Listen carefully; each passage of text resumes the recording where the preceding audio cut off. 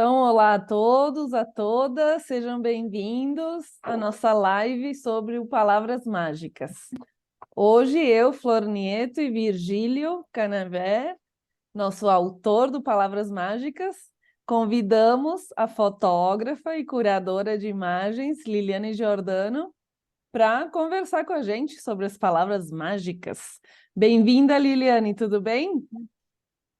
Tudo bem? Prazer estar aqui. Obrigada, Flor. Obrigada, seu Virgílio, por esse convite.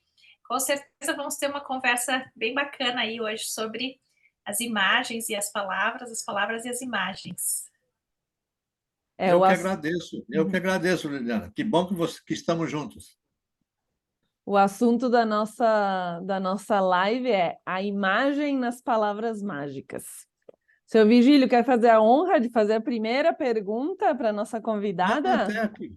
Com prazer, com muito prazer. Eu gostaria de saber com a Liliane, porque ela nos ajudou muito no nosso livro, né? Mas, antes de chegar ao nosso livro, gostaria de saber, Liliane, como é que tu se tornou o que você é hoje, essa grande fotógrafa? Aliás, e aproveita e me explique também, porque a Florência falou em curadora, e eu não entendo muito o que significa isso, curadora de imagens. Me explica também isso. Como tu chegou a se tornar fotógrafa?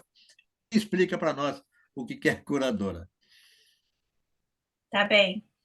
Então, o processo da fotografia entrou na minha vida desde muito cedo. Eu gosto de contar uma história que é bem lúdica, que eu iniciei sempre com uma curiosidade, sempre com a necessidade de descobrir como as coisas funcionam. Então, eu tinha uns 5, 6 anos e eu lembro que eu ia na casa da minha avó, que tinha, por sua vez, 10 filhos e 20 e tantos netos, que são uma família bem grande. Os irmãos, a minha mãe e os seus irmãos, então, eram em 10 pessoas. E, e todo final de ano nos reuníamos e a gente ia dormir na casa da minha avó, que tinha um armazém desses secos e molhados, tinha lá desde banana, bala de banana, fumo, tinha tecidos, tinha de tudo lá um pouco. E em cima desse armazém, que era lá na casa da minha avó, tinham então 10 quartos, que eram os quartos para os filhos e para os netos, consequentemente. E numa dessas idas para a casa da avó, é, nós ficamos então nos quartos da frente desse armazém, que tinha uma janela para a rua. E, e os primeiros que chegavam para ficar o tempo do final do ano lá ficavam nesses quartos mais da frente, os outros iam ficando mais nos quartos no corredor, ao longo do corredor, né? E, e eu lembro que fiquei impressionadíssima com a imagem que eu via deitada na cama, no teto do quarto, onde os carros passavam na rua com os faróis dos carros acesos à noite, e eles passavam com o meu entendimento e a minha percepção de que eles estavam indo para a direita, e a imagem que eu via no teto era uma imagem que passava as luzes pela esquerda. E aquilo era impressionante para mim, muito impressionante.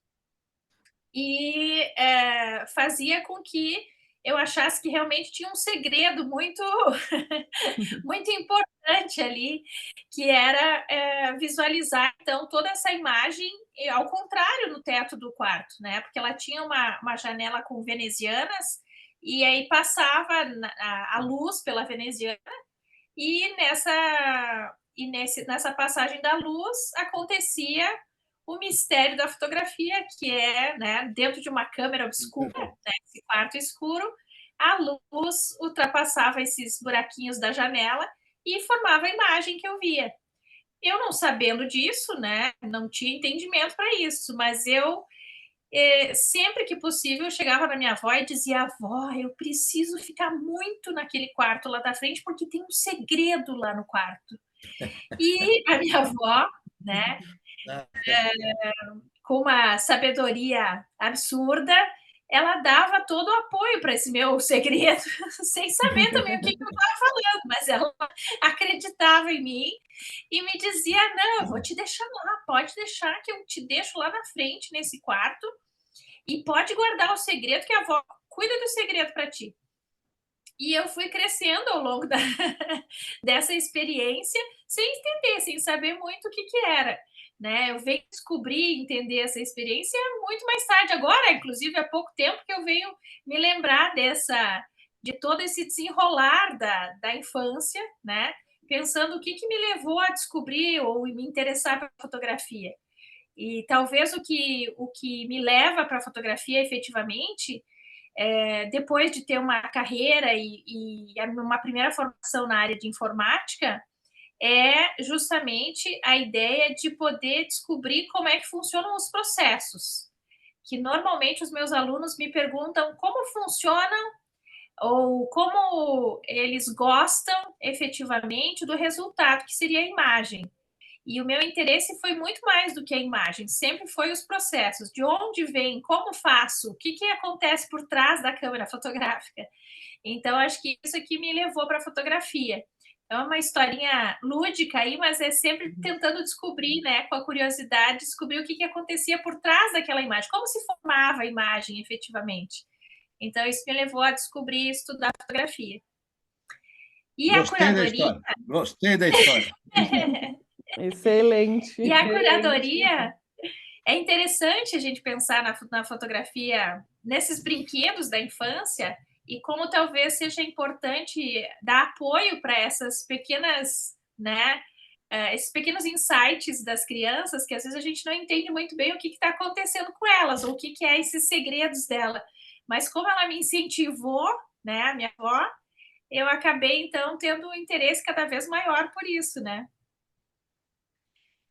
E a curadoria, então, entra na minha vida, porque a partir do momento que a gente está levando a fotografia, a imagem, essa curiosidade adiante, acaba que tem a necessidade de estudar cada vez mais, de buscar o entendimento, de buscar o conhecimento e cada vez mais de entender como é que as pessoas recebem essa informação da imagem também, não só do processo técnico da fotografia, mas do resultado dessa imagem. E acabei, então, fazendo um mestrado em educação. Nesse mestrado, o foco dos estudos foram em semiótica e na ideia de pensar como acontece a leitura da imagem, como fazemos esse processo de entender e buscar conhecer o processo desse entendimento da imagem, que é pessoal e particular para cada um, mas também a gente tem técnicas, tem estudos, tem pesquisas relacionadas a isso. E com esses estudos, acaba pensando como a gente pode fazer para entender um pouco mais essas questões de grupos de imagem, né? Como selecionar as imagens, como organizar as imagens. Então, esse é um trabalho do curador. O curador é esse cara que organiza, que cuida desse acervo, que tenta buscar a melhor proposta mais adequada, que pensa nessas linhas de condução da imagem, que é mais do que, às vezes, a primeira vista da imagem, né? Que é mais do que ver. É olhar para essa imagem e tentar buscar um sentido e um entendimento um pouco maior. Então, o curador busca um pouco disso. E Lili, aproveitando essa tua fala sobre a curadoria, eu queria que tu contasse para nós como é que foi esse teu envolvimento na curadoria das imagens para o livro, né? Porque o livro ele foi uma reedição, então muitas das imagens para cada palavra já estavam definidas, né? E a proposta foi redefinir algumas imagens, fazer essa curadoria, né, das imagens atuais e ver possibilidades de novas imagens. Como é que foi quando tu recebeu esse convite e o que tu destaca dessa curadoria de imagens dentro do livro, né, do livro do Palavras Mágicas? Eu vou colocar aqui para a gente ver que nós estamos falando do livro. É muito interessante, Flora. Eu nem sei como o seu Virgílio, talvez por ti, é que o seu Virgílio chegou até mim, Sim. e, e eu fiquei muito, muito feliz em poder participar desse projeto, porque, primeiro, é sempre um desafio a gente poder pensar a associação de uma imagem com uma palavra, né?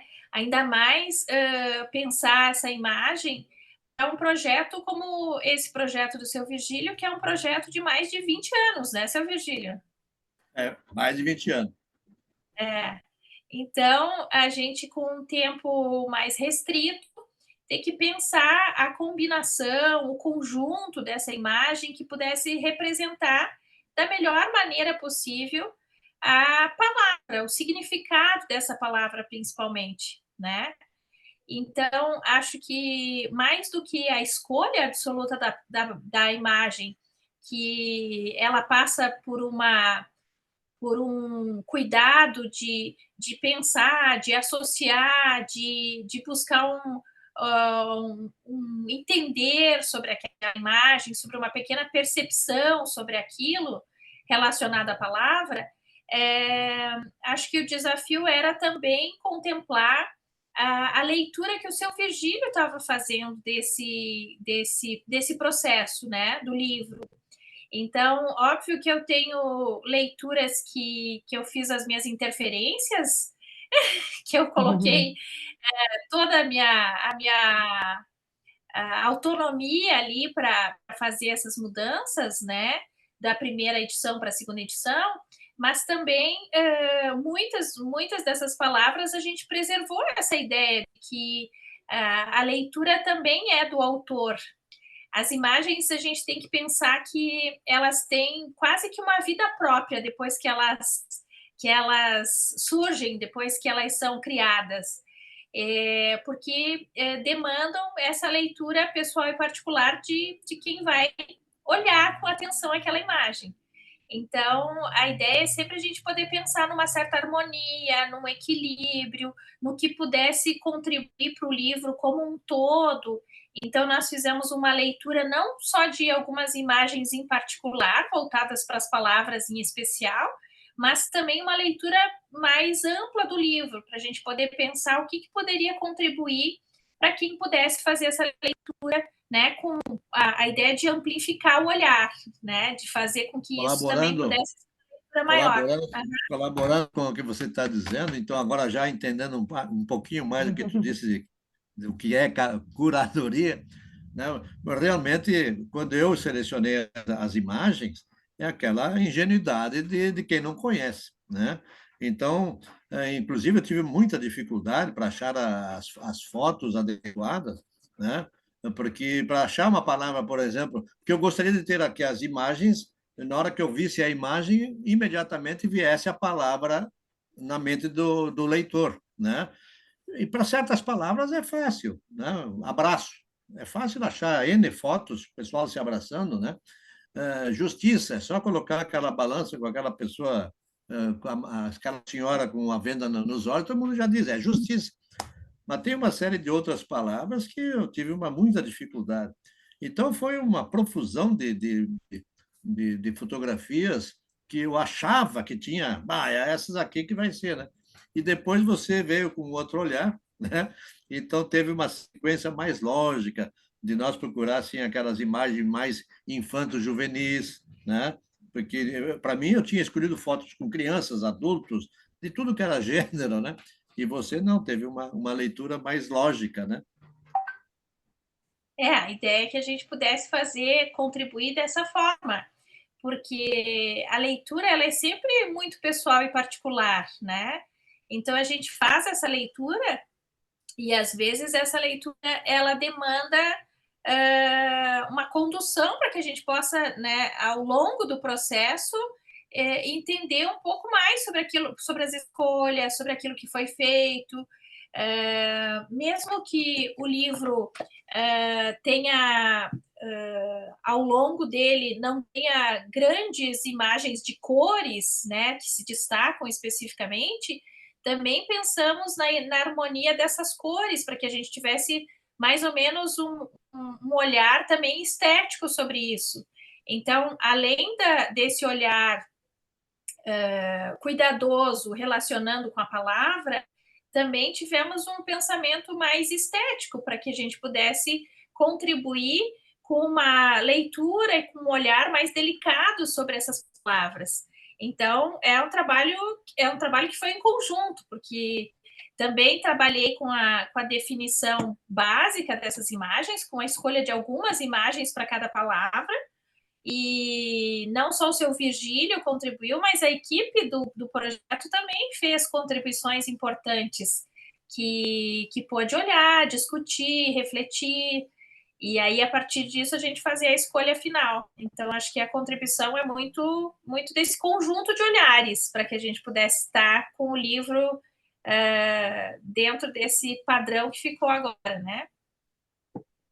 Eu vou fazer uma improvisação agora, vou compartilhar a imagem do livro, vamos ver se dá certo, se nos deixa num cantinho aqui, para que a gente possa também Que falar um perfeito. pouquinho, enxergando, né, essas imagens, né, dessa curadoria, né? E aí uma das palavras que eu abri aqui aleatoriamente foi alegria, né? Com essa imagem, né, do menino brincando Na não chuva, quem não seria gostava de criança chuva, brincar na chuva? Que alegria. ou seria Eu me num sinto alegre jardim, só vendo essa foto. né? O que representa, né, essa imagem? Aí, Lili, o que tu pode nos dizer? Por que essa imagem traria alegria, assim, para Então, acho que representaria essa primeiro essa palavra? ideia de introduzir algumas crianças relacionadas às palavras, porque eu acho que a criança, por si só, ela tem talvez o que a gente chama de ingenuidade, mas ela tem uma certa verdade, eu diria, né? E eu acho que quando a gente relaciona com a criança, essa verdade ela aparece. Eu acho que é pura essa alegria da criança, não tem nada de encenado ali, né? Tem uma pureza e uma verdade absoluta nessa criança brincando. E aqui também tem uma relação assim, não só da criança brincando, mas uma relação também das cores. Quando a gente traz o estudo das cores também, a gente entende que o amarelo ele tem uma relação de sucesso, de alegria, de felicidade, assim, né, relacionada com ele. O sol, a energia. Então, não só a imagem em si, né, dessa criança, mas essa relação também com as cores, com o que representa essa imagem e que esteja associada ao que pode representar a palavra. Então, acho que também pensar um pouco dessa forma. Eu acho, Lili, que foi muito feliz, principalmente no que diz respeito à maioria das fotos ter crianças, porque, embora o livro seja direcionado para pais e professores, a meta é atingir justamente o público jovem, mais as crianças e juventude, né? Mais as crianças. Então, a maioria das fotos, realmente, você foi feliz em jogar isso para o livro, me ajudou muito.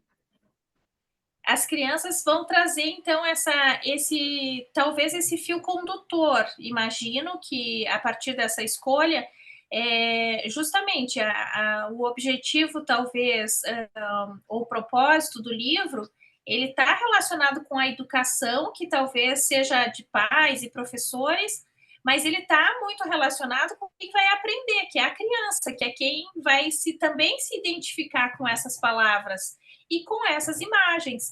Então, as crianças, quando visualizam essa imagem, elas se sentem inseridas representadas e inseridas ali dentro daquele conceito, daquela informação.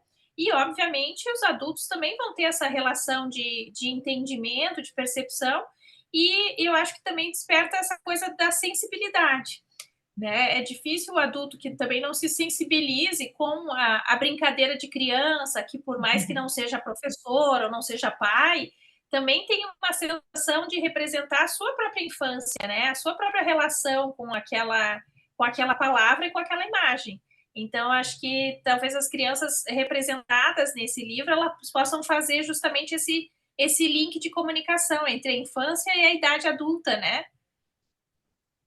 Exato, até porque a maioria dos nossos conceitos, né, sobre o que são essas palavras, a gente forma na infância, né? Aí fiquei pensando também que a gente, por exemplo, aqui nessa imagem da amizade, né? São duas crianças de idades diferentes, né? Brincando, podem ser irmãos ou não, né? Podem ser vizinhos ou não, enfim.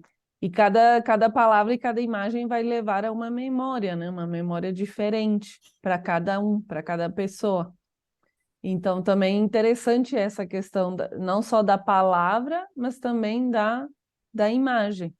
E depois também no livro nós temos as frases, né? Então, o conceito da palavra, as frases também, né? Que estão vinculadas a essa palavra. E com isso também pode, né, digamos assim, a gente faz uma curadoria de memórias aí nessa junção todas dessas ferramentas, né, que o livro nos traz para reflexão.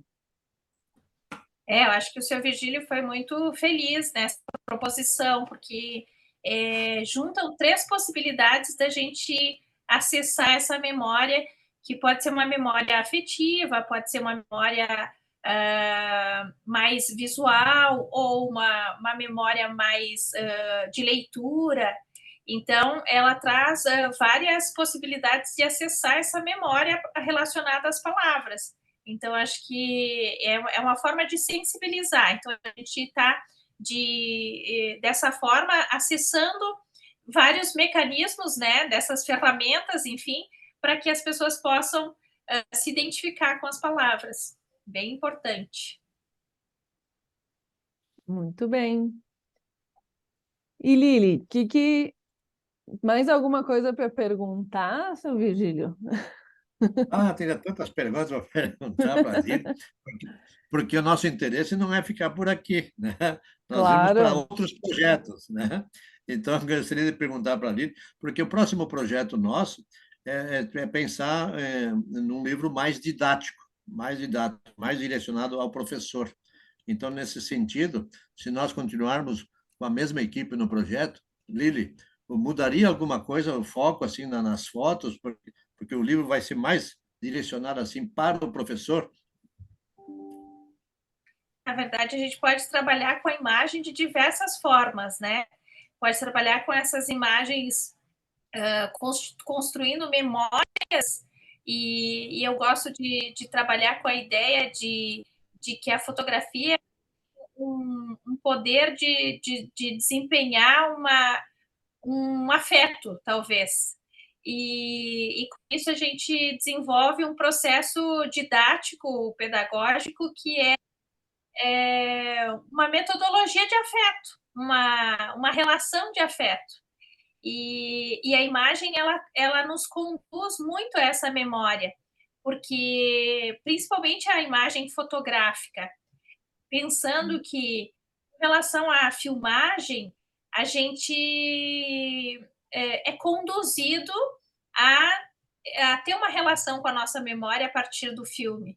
Mas a única forma que nos conduz, que nos remete imediatamente a uma memória afetiva é a fotografia. É essa parada no tempo que faz com que a gente retorne lá naquele tempo, naquele espaço-tempo, e a partir desse espaço-tempo a gente faça uma reconstrução sensitiva de olfato, de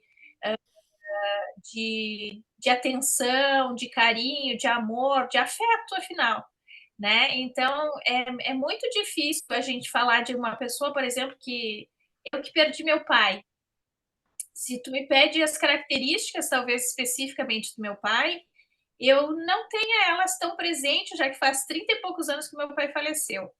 Mas com uma fotografia, com certeza eu retomo todas aquelas sensações afetivas da relação com meu pai. Sim, Então, acho que a parece. fotografia tem muito para contribuir no livro e fazer essa relação com as palavras, com certeza, né? As palavras a gente pode ter uma associação significativa e trabalhar com as crianças buscando mais esse afeto. E talvez esse afeto seja um dos grandes desafios que a gente tem na educação, porque quando a gente trabalha com afeto, a gente trabalha com características e com a sensibilidade que vão contra a violência, vão contra todas essas palavras negativas, né? Vão todas a favor das palavras positivas e otimistas, que são essas palavras mágicas. Agora, Lili, te ouvindo falar, me vieram assim várias possibilidades de atividades que a gente poderia fazer com as crianças. Então, me veio duas questões assim com a tua fala. Primeiro, a relação assim que a gente tem com a foto, diferente do que a gente tem com o vídeo, né? Com o filme. Que, como você disse, o filme também nos lembra de coisas, né? Mas como ele é tão dinâmico, tão rápido, a gente não fica naquela reflexão. E eu entendi que agora, o que tu falou é que com a foto, ela sim ativa a nossa memória, ativa a nossa história, e até de uma maneira, numa questão cognitiva, é muito melhor, né? Para a gente não deixar o cérebro quieto, né? Ativar, né, os neurônios, como a gente fala, né? Não sei se vocês concordam com essa minha reflexão, né? Com essa meu entendimento do que você falou, Lili. Não, é justamente isso. O vídeo, ele sempre vai ter uma relação com a nossa memória, mas ele nos conduz para uma memória. Ele não efetivamente, ele busca a nossa memória afetiva e a nossa memória sentimental. Não nos sensibiliza exatamente da mesma forma que a fotografia. Então, são duas coisas diferentes, né? Então, a gente pensar que a fotografia, ela nos remete e nos conduz para uma passagem de tempo.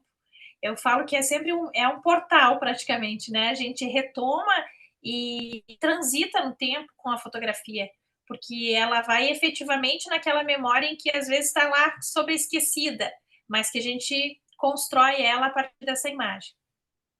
Seu Virgílio, o senhor está com o microfone desligado? Sim, Ah, sim, agora porque ligou. aqui, quer dizer, eu tenho que explicar por quê. Porque está caindo um toró aqui, uma Ah, chuva, uma chuva. com trovões, então não sei se estava afetando também o Ah, som aí, não não, sei se não, você não estava ouvindo. estávamos ouvindo. Então, às vezes eu estava desligando para isso, porque conforme Sim. a chuva caía, eu diminuía o som. Sim, não, porque a outra ideia, viu, seu Virgílio, unindo o que a gente estava falando antes, para quem não sabe, o nosso autor, seu Virgílio, ele também é um colecionador de quebra-cabeças, de jogos de mágica. Conta um pouquinho para nós, porque eu tive uma ideia, assim, com a Lili falando das fotos, seu Virgílio com essa coleção, que eu nem sei quantas peças tem, mas daqui a pouco Ah, ele eu vai tenho. falar. A É, gente podia fazer um jogo de memória, né? Com as palavras e as fotos do é livro. verdade. Podia também fazer um quebra-cabeça, enfim, mil coisas que é possível fazer de jogos para trabalhar com as palavras mágicas, né? Tanto na infância, na adolescência e com os adultos também, como não? Hein, seu Virgílio, E conta um pouquinho para nós. Pode falar, Lili. fora, era só para complementar. E o quanto é importante a gente trabalhar com esse quebra-cabeça e com essa ideia de jogo de memória, porque são duas brincadeiras que fazem com que a gente exercite muito a questão cerebral e que a gente otimize a nossa associação cerebral para a gente evitar o Alzheimer, inclusive. Então, podemos começar brincando desde a infância, a idade adulta, todo mundo pode se inserir nessas brincadeiras. Mas Eu sei, Virgílio. Conta para nós esses seus falando em jogos. quebra-cabeças, palavras mágicas, como é que nós chegamos ao título Palavras Mágicas? Porque lá, 20 anos antes, quando eu comecei a pensar no livro, a ideia era o dicionário do bem, né? Para ter só palavras positivas. e finalmente chegamos às palavras mágicas, né? Porque são poucas palavras e essas palavras realmente são diferenciadas. Então, diversos títulos veio na nossa cabeça, né? E ficou a palavras mágicas porque realmente elas são mágicas ao pé da letra, elas fazem a diferença, não só na língua portuguesa, mas na língua mundial, né? Essas poucas palavras. Mas o interessante que eu sou colecionador de quebra-cabeças, que eu também sou fã de mágicas. Mas por que eu sou fã de mágicas? Porque as mágicas também são quebra-cabeças. Se tu vê um mágico trabalhando, tu fica ali matutando, pá, mas como é que o cara fez isso? Então, é um quebra-cabeça. Então, em função disso, além dos meus quebra-cabeças, eu tenho muitas mágicas que não deixam de ser quebra-cabeças. Sim, que também são, né? Também são. E também são, e também são. Muito bem. E falando nas palavras mágicas, e quais são as palavras mágicas, né? Vamos conversar um pouquinho quais são as palavras mágicas aqui que seu Virgílio a gente já sabe que ele não diz, né? Qual que é a palavra mágica dele favorita. Não, São aqui eu todas, né, tenho. seu Virgílio? São todas, Como? são todas. Não, é que eu recomendo no livro, né, que a gente escolha as mais fáceis, né? Então, geralmente, quando a gente para pensar, a gente pensa na palavra mais assim que a gente está precisando melhorar, né? Mas como professor, como pai que tenho que ensinar meu filho e meu aluno, eu tenho que procurar aquelas palavras que eu tenho, que é o meu forte, né? Então, eu posso dizer, uma delas é o otimismo, não posso negar, né? Eu sou um verdadeiro otimista. Então, isso eu posso ensinar fácil para os meus filhos e para os meus alunos, que eu tenho certeza que eu não vou falhar no ensinamento. Ou seja, eu vou ensinar, vou falar e vou dar o exemplo. Olha que ótimo. E eu imagino que já 52 palavras já são suas palavras mágicas, porque o senhor chegou em 1.400, 1.500 palavras, então 52 para que, né? Como É, escolher chegar nas 52, né? o livro até menciona isso, que nossos dicionários hoje têm em torno, mais de 220 mil verbetes, né? E que ao selecionar as palavras positivas do dicionário, eu só encontrei em torno de 1.600, mas que depois foram reduzidas, né? Por uma série de motivos, e essas poucas 52 que estão no livro representam todo o bem da humanidade. Mas eu tenho algumas preferidas aqui. Quais são as Diga lá, suas diga lá. palavras? Vamos ver. Talvez não sejam necessariamente preferidas, sejam palavras que eu acho que fazem parte da minha vida como um propósito, né? Então, acho que a primeira dessa relação de palavras que tem a ver com um propósito é trabalharmos a educação. Então, a educação é uma das minhas primeiras palavras. E, por incrível que pareça, o que eu menos queria ser na vida era professora. Já contei essa história aí também. Ah, é, não, mas Mas não pra gente. Por que que tu não queria ser prof? eu venho de uma família em que fui educada na escola praticamente pelas minhas tias ou primas segundas, que seriam as primas do meu pai, primas da minha mãe. Então, eu tive a alegria de ser alfabetizada por uma tia, de ser, de aprender artes com outra tia, de aprender história com outra tia, Então, todas eram literatura, professoras. todas professoras, né? Então, as minhas tias foram minhas professoras de matemática, de literatura, de língua portuguesa, de língua inglesa, de artes, enfim, né? E isso, para mim, me deixava numa situação assim, não quero ser igual às tias, acho que não vai dar certo isso aí. Mas, por incrível que pareça, desde as minhas primeiras atividades, sempre foram voltadas para a questão da educação, sempre para ensinar alguém. E então a educação está presente na minha vida desde sempre. E cada vez mais eu acho que a educação é o caminho, que a gente precisa trabalhar com as escolas, trabalhar com as crianças e, obviamente, trabalhar com os adultos também, né, nesse processo de educação. A educação não é só estudar, não é só alfabetizar. A educação é uma relação de respeito, de é uma relação com o outro, né? De Então, cidadania, né? É uma relação de cidadania, cidadania. né? E eu acho que talvez isso me remeta à segunda palavra, que é o respeito. Acho que respeito é uma coisa muito importante também, que está relacionado com a educação, com o entendimento, de quem tem a oportunidade e tem o conhecimento mais a seu favor, digamos assim, e também o respeito com quem não tem esse entendimento, talvez não tenha esse conhecimento a seu favor. Então, acho que o respeito vem um pouco disso, né? Dessa relação com o outro. E para isso a gente precisa, então, ter uma palavra que chama verdade, que a gente né, É muito remete a essa. importante. Muito importante a gente passar uma verdade quando a gente está falando para o outro. E essa verdade eu acho que faz com que, quando a gente sente essa verdade, a gente também respeita um pouquinho mais, porque não é algo que está transmitindo a não ser a sua essência, né, aquilo que tem mais puro e verdadeiro da pessoa. E também, E né, Lili, te interrompendo um pouquinho nessa questão da verdade, só cuidar que a verdade não é só aquilo que a gente tem do nosso ponto de vista, né? A verdade com, digamos assim, ponto de do vista do outro. entendimento do ponto de vista do outro, né? A verdade dele, né? A verdade do outro, que tem a ver com respeito, que tem a ver com a educação, nesse Eu acho sentido. que isso é muito, muito importante, essa relação de passar uma verdade, né? Que eu acho que faz com que a gente respeite o outro e entenda o outro também.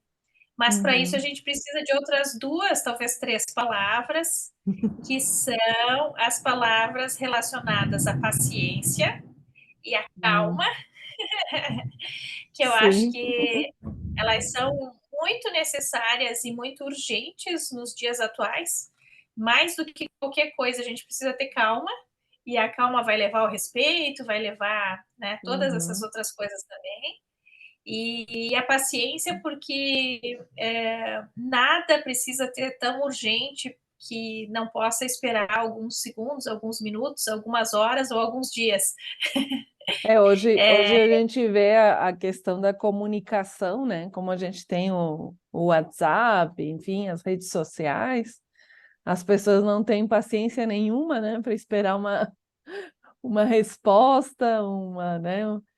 E acho que a calma é um pouco mais amplo, né? Que é a paciência, né? A paciência acredito que seja com o outro, com as coisas, né? Com o passar do tempo. E a calma é mais uma atitude, né?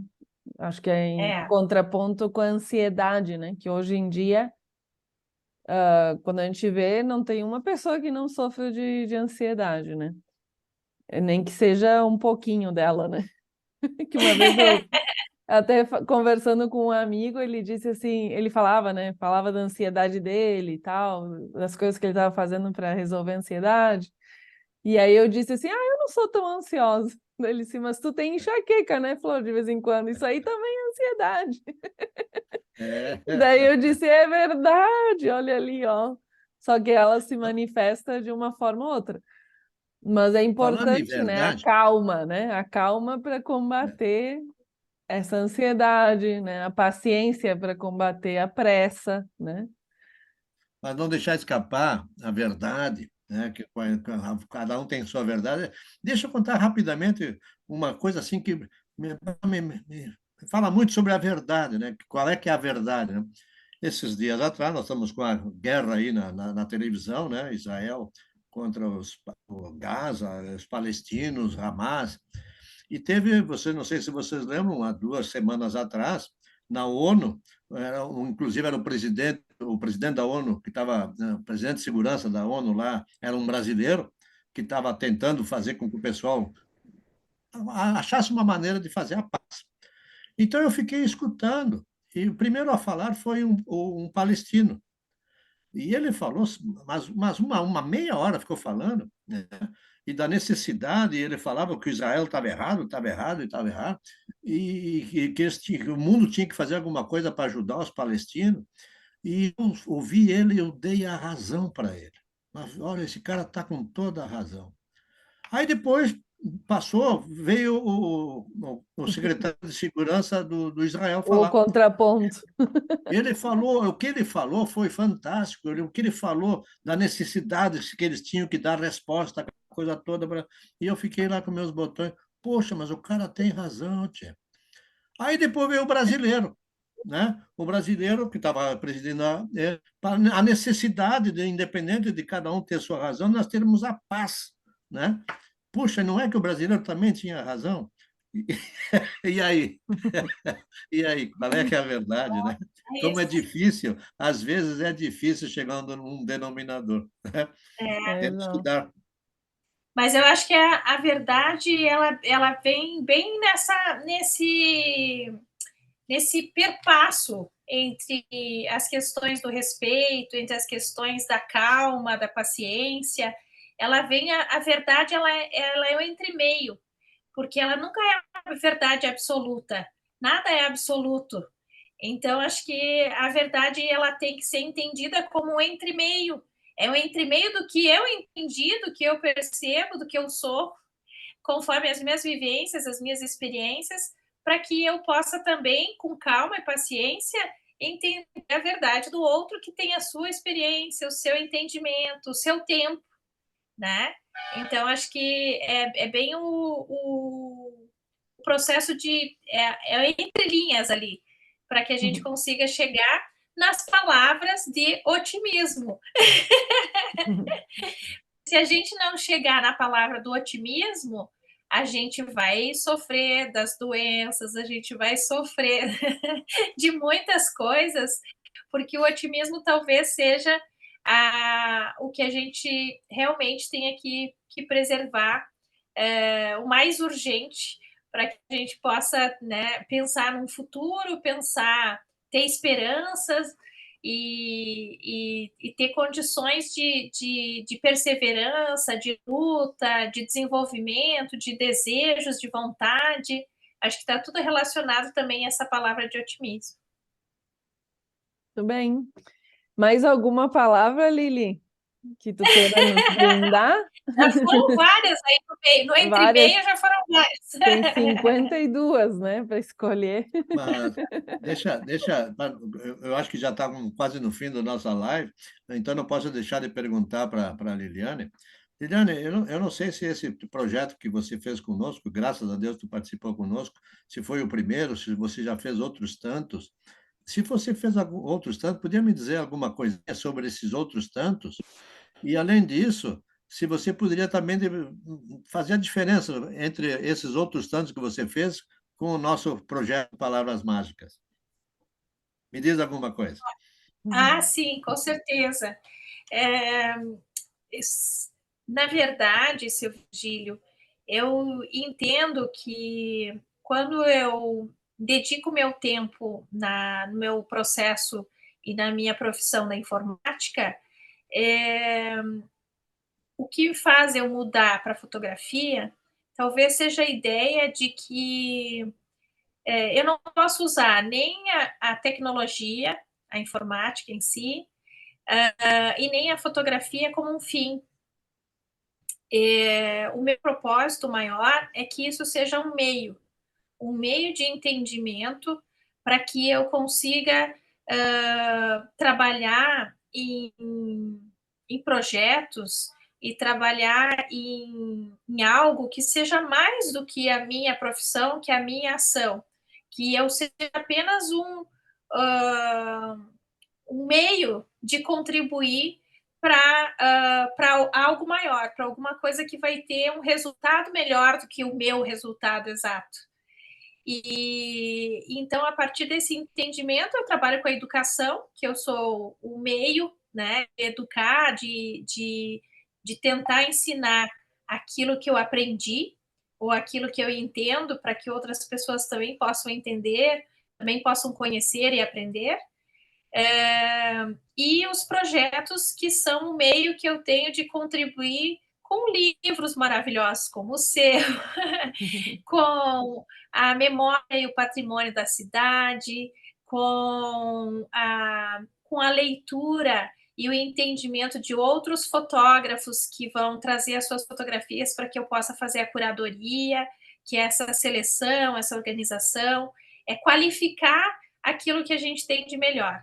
Então, se eu aprendi alguma coisa, por que não compartilhar? Por que não poder fazer melhor para outros projetos, para outras pessoas?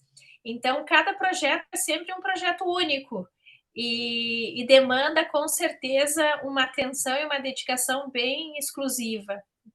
E agora eu estou trabalhando num projeto que resgata a história da imigração italiana, que tem sido um projeto muito interessante, onde eu aprendo muito sobre a história, sobre a memória, sobre essas imagens também que fazem parte dessa história, que possam representar e possam trazer esse conhecimento para outras pessoas. Então, é um dos projetos. Eu acabei de voltar de um projeto em que eu trabalhei com o acervo fotográfico dos álbuns pessoais do Getúlio Vargas, em São Borja.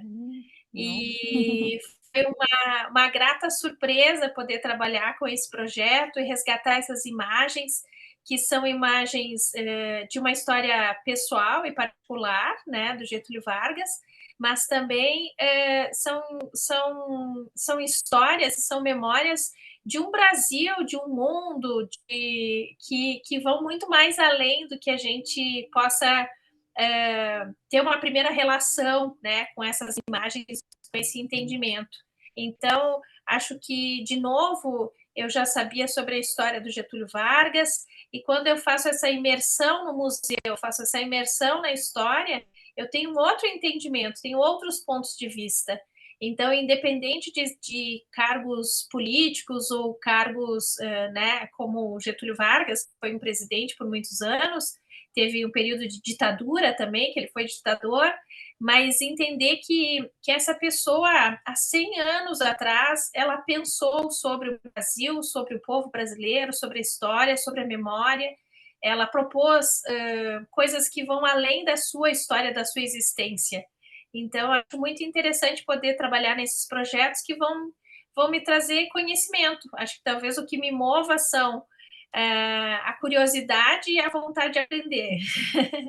E com isso, então, cada projeto ele se torna muito especial, porque cada um eu tento mergulhar e aprender o máximo possível com essa fonte, né?